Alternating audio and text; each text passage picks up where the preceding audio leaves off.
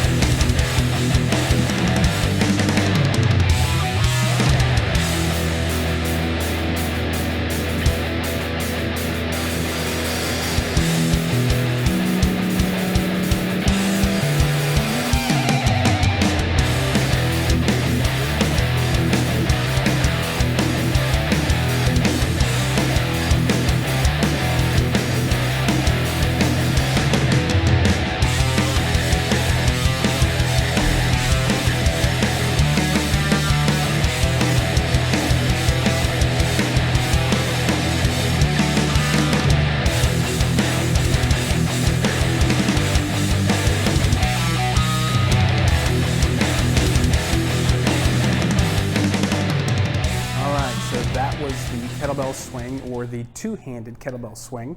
Now you'll notice in the video that I start with the bell sitting up on top of a box. That box is roughly about 6 inches tall, and the reason I do that is for a lot of folks the level of hinge required to get down and to get a hold of the bell may be a little bit deeper than they are comfortable with or are able to perform safely.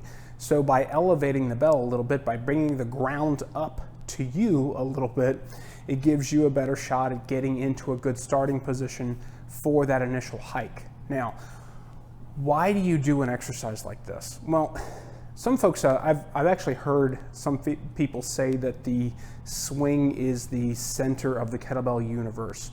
And while I think that's a little bit overstated, the ballistic movements, the swing, the clean, the snatch, to some extent high pulls, those start with the swing movement, okay? And if you don't have your swing dialed in, chances of you doing those other exercises safely go way, way, way down.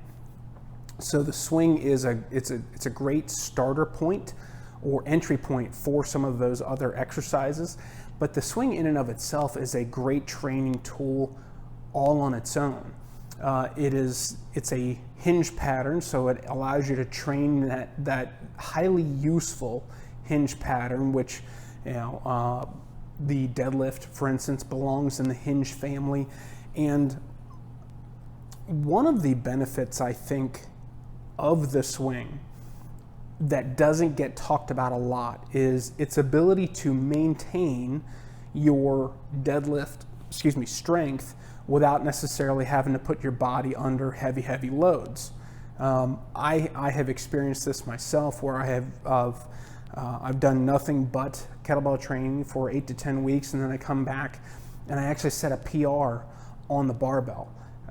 So there's absolutely value in that, and especially now that I'm over 40, I'm 45, the number of times I want to put my body under a really, really heavy load is becoming less and less. So the swing gives me an opportunity to maintain that heavy deadlift strength without necessarily stressing my body in that fashion.